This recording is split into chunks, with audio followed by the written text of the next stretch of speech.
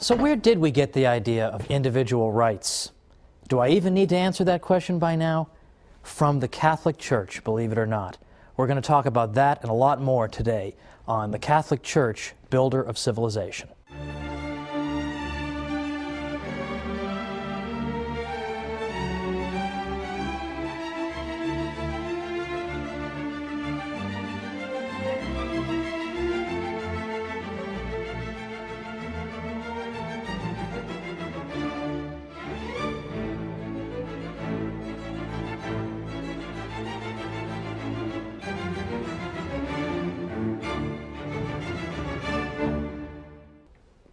Welcome to the Catholic Church, Builder of Civilization. I'm Thomas Woods. In all the episodes up through today, we've been talking about aspects of Western civilization that are indebted to the Catholic Church. And yet, most people know nothing about this. So it's time we rectify that. Now today, I've got something else interesting for you that I think most people don't know about and they're not taught in school. But what was the first modern legal system in Europe? Guess what? It wasn't English common law, it was the canon law of the Catholic Church. Because for the first time, you had a single systematic body of law. Canon law, of course, the Church's law, became a model for the emerging states of Western Europe.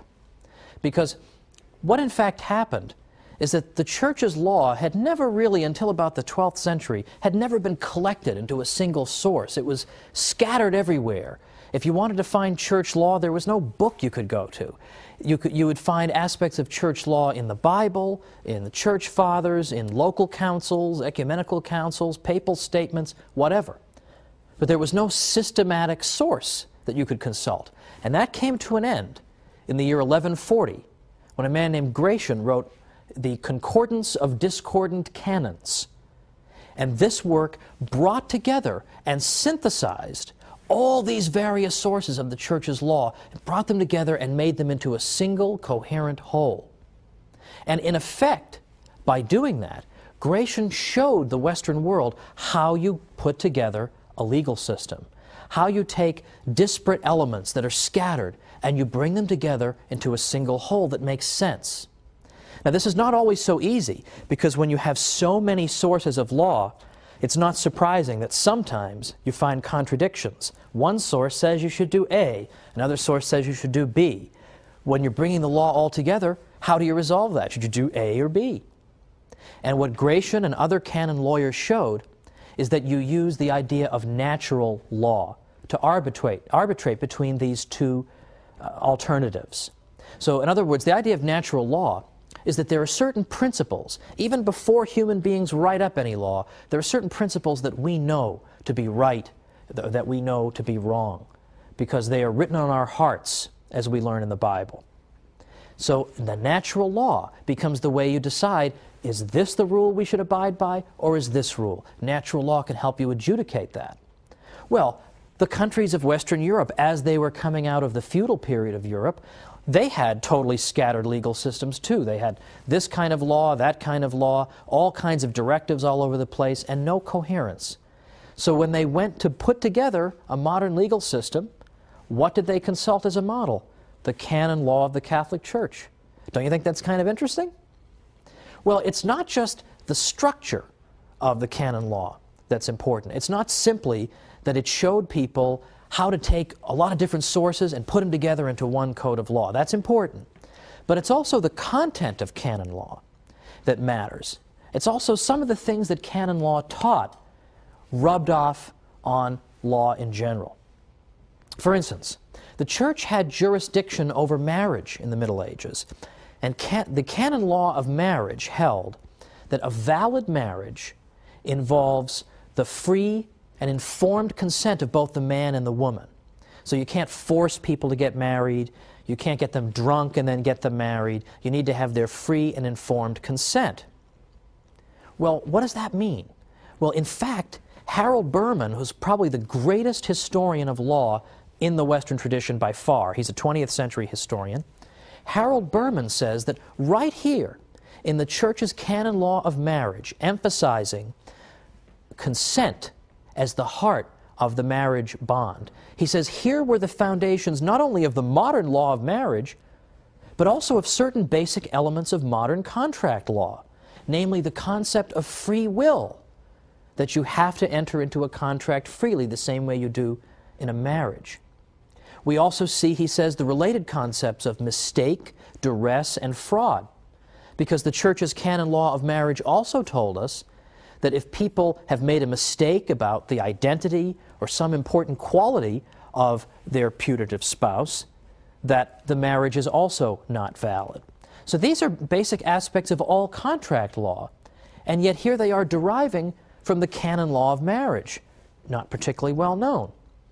What's also important is that it was very common, the practice of what we might call infant marriage in Western Europe. This was a barbarian custom, and infant marriage, of course, is incompatible with the Church's canon law of marriage, because how can an infant give his consent to a marriage?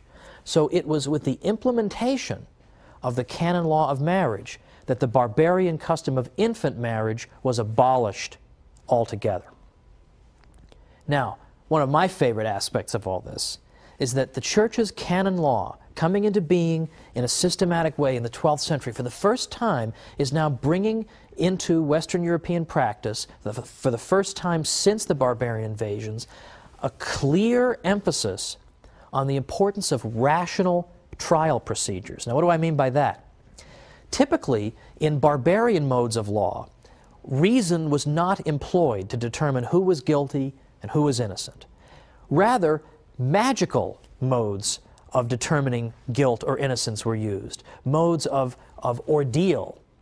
So, for instance, one barbarian method of determining whether you were guilty or innocent consists of what we might call the ordeal by hot water.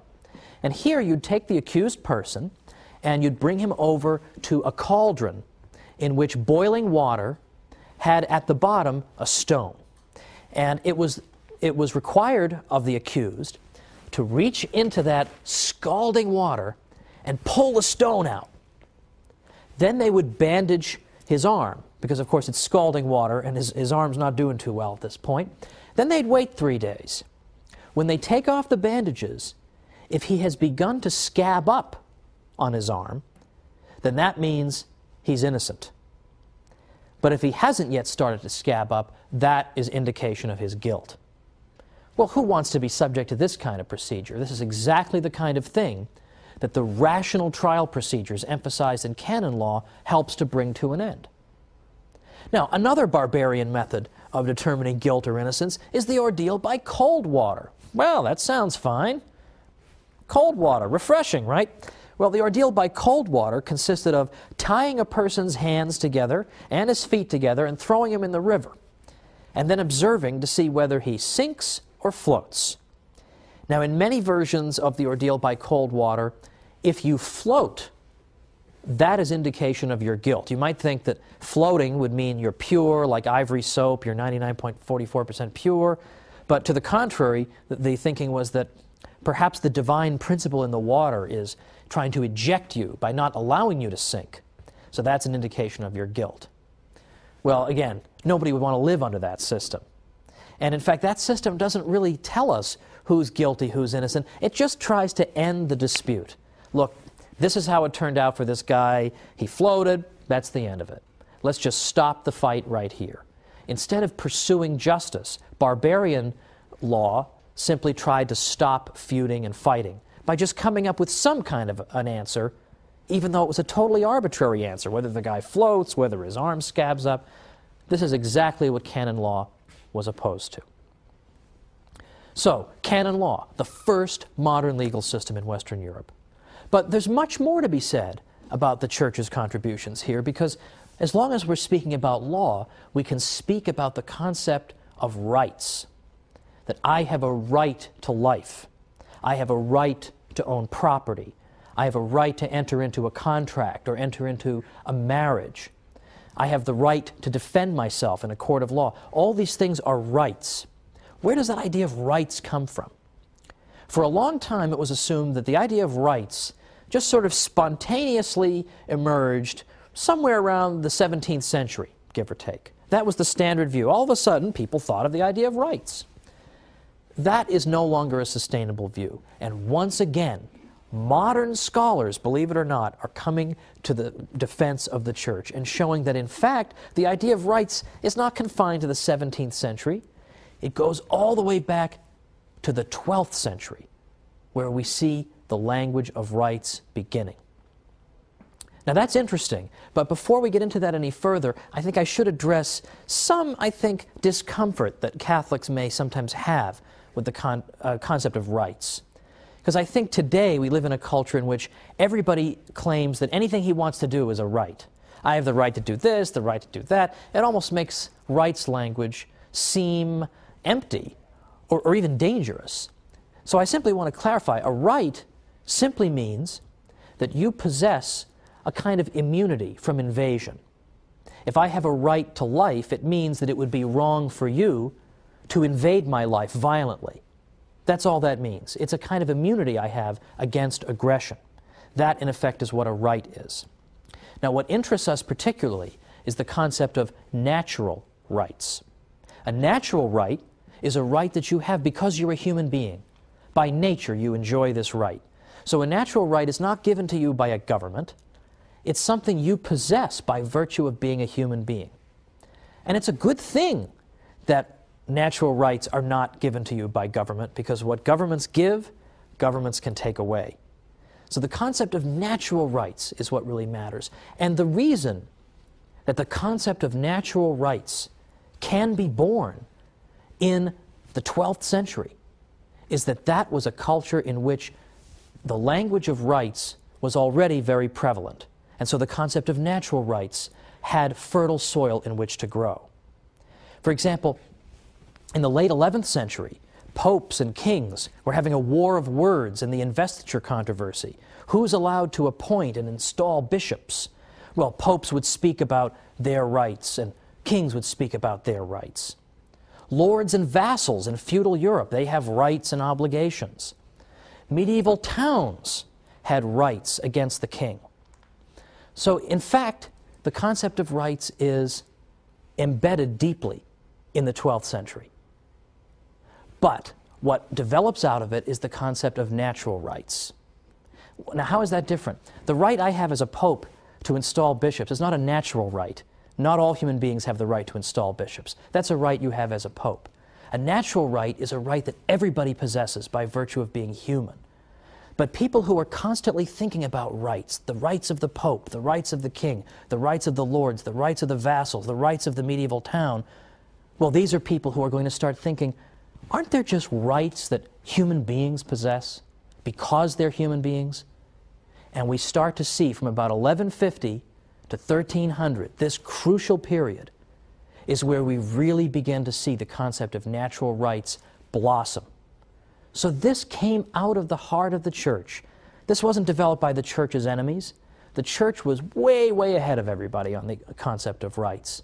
But now let's take this idea and develop it even further, because we're going to be coming back from the break in a minute. We're going to talk more about why natural rights are so important and the Church's role. So come on back and join me.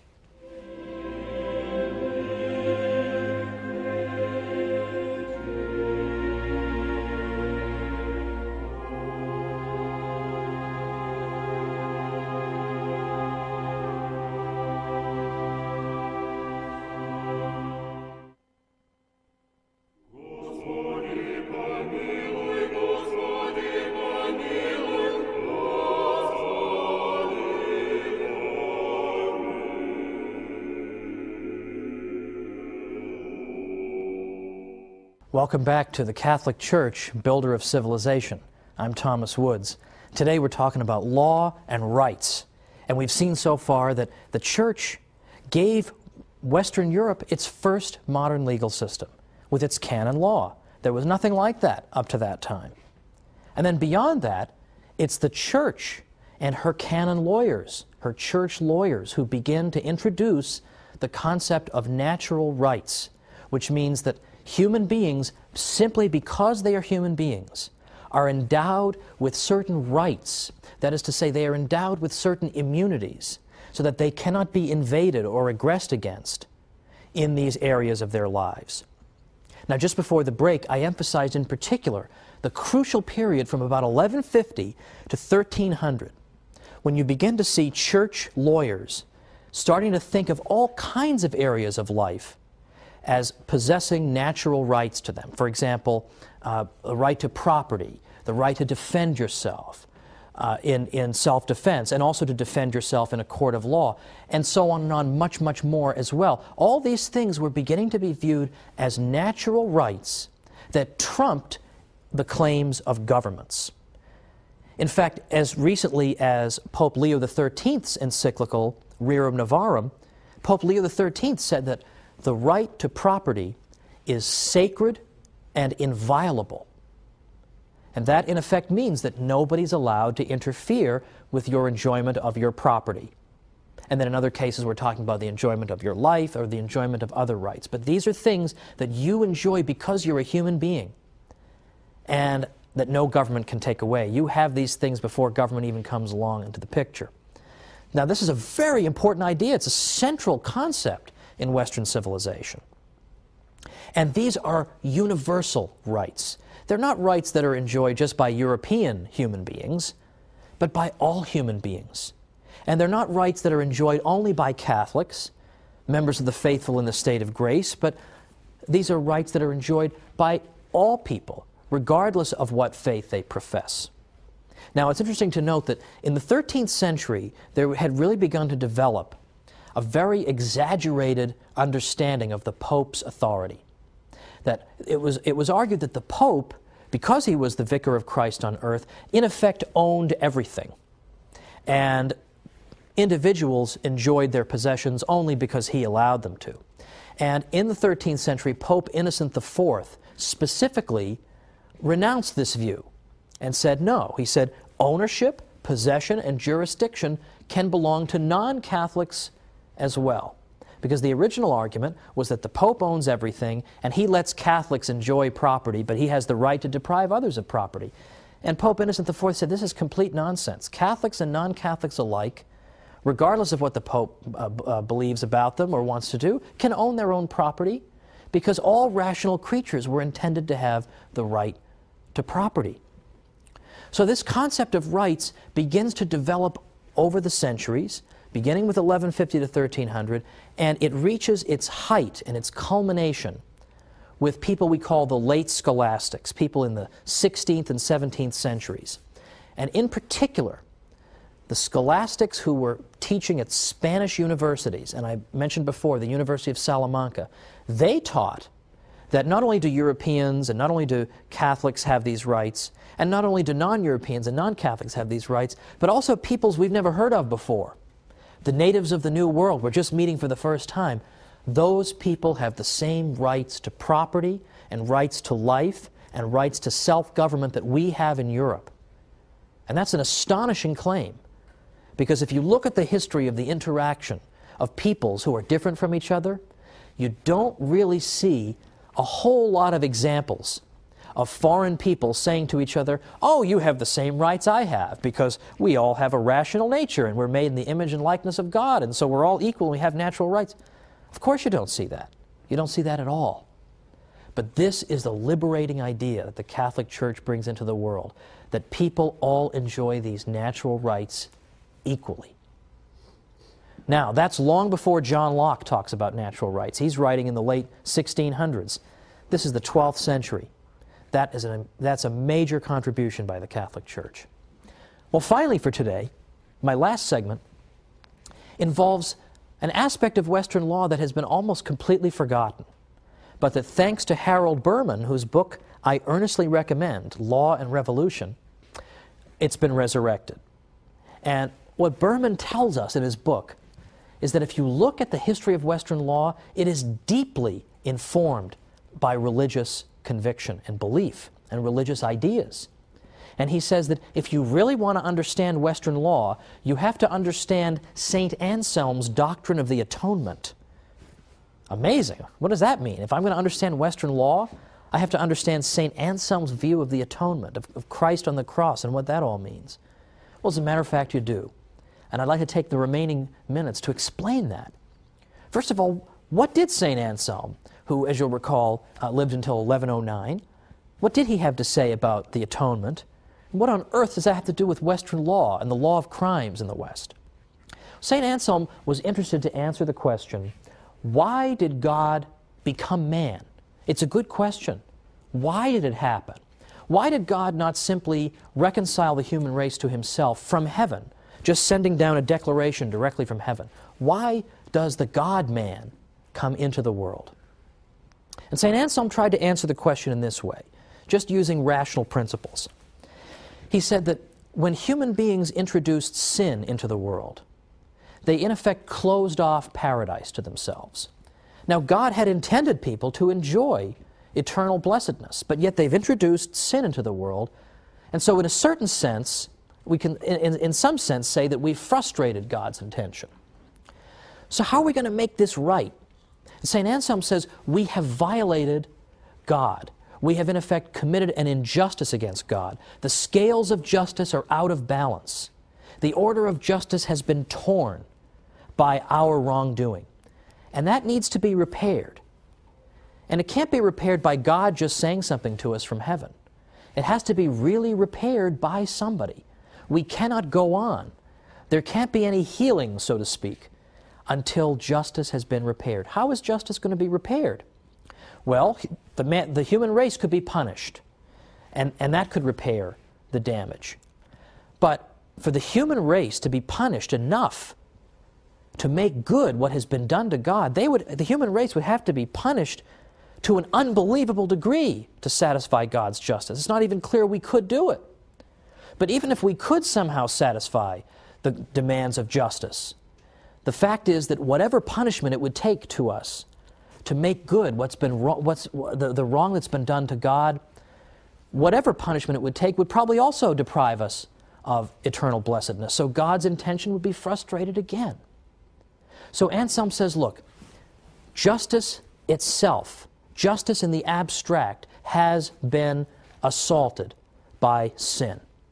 How are we going to fix that?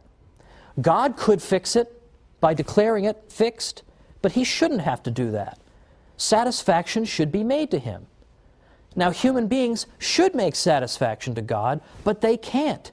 They can't offer him enough that would satisfy such a devastating demolition, in effect, of the demands of justice. So what, in fact, has to happen for this ever to be healed? There has to be a God-man whose sacrifice can be punishment enough to, in effect, heal the rupture of justice. So that is, in effect, in a real nutshell, what St. Anselm has to say about the atonement. He's saying that when wrongdoing occurs, the only way we can make good on it is if there is some punishment meted out that is proportionate to the offense. Now, in the case of sin, the offense is infinite, and the one offended is infinite. So therefore, something infinite has to be done, in effect, to make satisfaction so that this breach of justice can be healed. Well, in that type of culture, where St. Anselm's views are being spread around, it's no surprise that the idea of the law of crimes is influenced by this, because people begin to say that if you commit a crime, in the same way that the human race committed a crime against God when the human race introduced sin to the world, if you commit a crime, you're not just wronging the person you rob or kill. You are wronging justice itself, the same way the human race wronged justice itself. And we could not make any progress, and we could not satisfy justice unless this breach is somehow healed by a punishment proportionate to the crime. Well, likewise, the Western law of crimes that we are very familiar with says, if you commit a crime against some other party, how are we going to resolve it? Well, we view it as you not only having wronged that person, but you have wronged justice itself, just as the human race did against God. How are we going to reconcile that? How are we going to fix that? We have to undergo a punishment that is proportionate to the offense, in the same way that, in effect, Christ makes the atonement. And this becomes sort of second nature to people in the Western world, but it comes directly out of St. Anselm's view of the atonement. So there is fundamentally a religious aspect at the very heart of the Western concept of law. Now, to conclude today, I said a little bit earlier that the concept of rights developed thanks to the Catholic Church, and that it reached its culmination in the 16th and 17th centuries when Spanish theologians began to argue that let's consider what the implications of the idea of rights might be. Here we are discovering new peoples in the world. Those people have the same rights we do. We have no right to enslave them. We have no right to depose their rulers and install Catholic ones. We have no right to go to war with them simply because they are of different religion from what we have. And they have just as much right to own property as we have, because these are natural rights. They're not just Catholic rights, they are natural rights. And there we hear the voice of justice in the midst of a great deal of injustice that was visited upon the peoples of the New World. The voice of justice comes from the Catholic Church, reminding people there is one moral law and one set of rights that applies to everybody. And that's where we're going to pick up next time, the internationalization of the idea of natural rights. So join me next time for the Catholic Church, builder of civilization.